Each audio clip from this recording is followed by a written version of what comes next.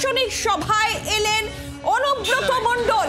যে অতিথি তালিকা আমরা দেখিয়েছিলাম আপনাদের, সেই অতিথি তালিকায় নাম ছিল অনুব্রত মণ্ডলের, একেবারে প্রথম নাম ছিল অনুব্রত মণ্ডলের।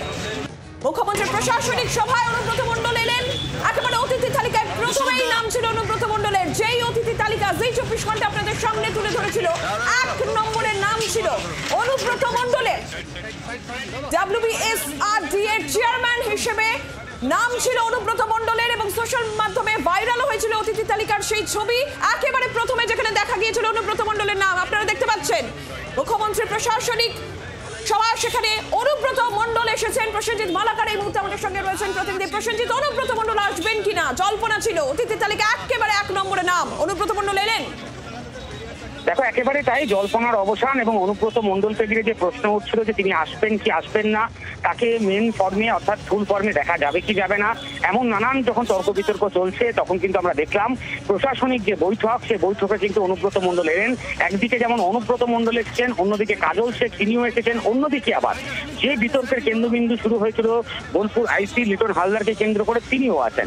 অর্থাৎ এই বুঝতেই পারছো, আজকে প্রশাসনিক বৈঠক, মুখ্যমন্ত্রী নিজে থাকবেন, ফলে সে জায়গায় দাঁড়িয়ে অনুব্রত মণ্ডলের থাকা, কাজল শেখের থাকা, কোর কমিটির সদস্যদের থাকা, সবটাই কিন্তু অত্যন্ত গুরুত্বপূর্ণ। এবং সেখানে দাঁড়িয়ে মুখ্যমন্ত্রী আজকে কি বার্তা দেন সেটা তোমাকে বিরত করছি, তুমি আমাদের সঙ্গে থাকো। আমাদের আরেক প্রতিনিধি প্রবীর চক্রবর্তী রয়েছেন আমাদের সঙ্গে টেলিফোন লাইনে। প্রবীর, বীরভূমে মুখ্যমন্ত্রী আসার সঙ্গে সঙ্গে একান্তে সাক্ষাৎ অনুব্রত মণ্ডলের সঙ্গে এবং প্রশাসনিক সভায় পৌঁছে গেছেন অনুব্রত মণ্ডল, তার তালিকায় প্রথম নাম ছিল। সব মিলিয়ে তাহলে কি ফের একবার পুরনো ফর্মেই দেখা যাবে অনুব্রত মণ্ডলকে? দেখো, যেটা জানা যাচ্ছে যে এই যে প্রশাসনিক বৈঠক, সেই প্রশাসনিক বৈঠকে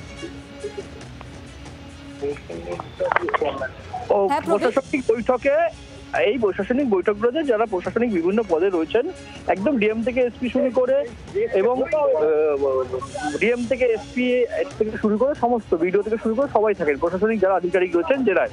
সেক্ষেত্রে দাঁড়িয়ে অনুব্রত মণ্ডলও কিন্তু স্টেট এসআরডি এর তিনি চেয়ারম্যান, অর্থাৎ তিনি একটি প্রশাসনিক পদে রয়েছেন। তাই আজকের এই প্রোগ্রামে, আজকে এই কর্মসূচিতে বা প্রশাসনিক বৈঠকে তাকেও আমন্ত্রণ জানানো হয়েছে। এবং কিছুক্ষণ আগেই তিনি গীতাঞ্জলি অডিটোরিয়াম বোলপুরে, যেখানে এই প্রশাসনিক বৈঠক হবে, সেই বৈঠকে তাকে দেখা গেছে তিনি এই বৈঠকে উপস্থিত হয়েছেন। যেহেতু তিনি একটি প্রশাসনিক আধিকারিক, প্রশাসনিক একটি পদে রয়েছেন, তাই এই প্রশাসনিক বৈঠকে তাকেও রীতিমতো আমন্ত্রণ জানানো হয়েছে এবং সেই আমন্ত্রণ পেয়েই এই প্রশাসনিক বৈঠকে যোগ দিতে এসেছেন অনুব্রত মণ্ডল। ধন্যবাদ প্রবীর। কথা বললাম প্রতিনিধি প্রবীর চক্রবর্তীর সঙ্গে। প্রশাসনিক সভায় পৌঁছে গেছেন অনুব্রত মণ্ডল, সেই ছবি দেখছেন পাশাপাশি।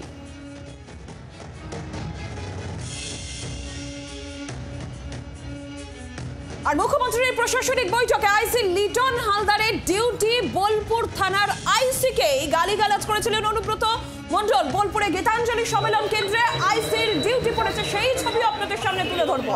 মুখ্যমন্ত্রীর যে প্রশাসনিক বৈঠক, সেই বৈঠকে আইসি লিটন হালদারের ডিউটি, বোলপুর থানার এই আইসিকে গালিগালাজ করেছিলেন অনুব্রত মণ্ডল।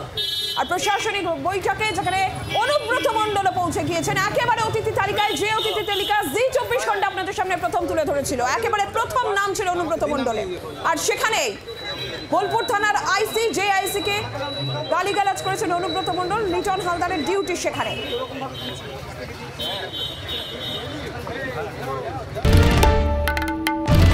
বাংলার আওয়াজ, বাঙালির আবেগ, জি 24 ঘন্টা।